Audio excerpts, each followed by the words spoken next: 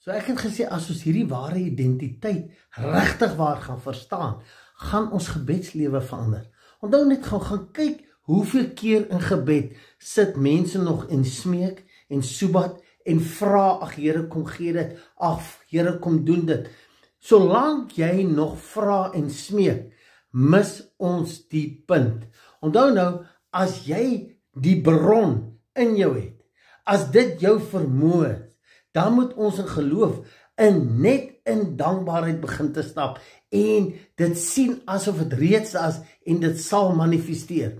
Maar ons sit, omdat ons nie hierdie identiteit wil aanvaar en op daai level dit glo nie, sit ons met die skeiding. Hy's nog daar iewers en ek moet hom vra en hy sal die besluit neem of ek dit mag kry of nie. Ons sien ons nog verwyder en daar's 'n skeiding en dit is die probleem hoekom ons nie in daai identiteit kan stap nie.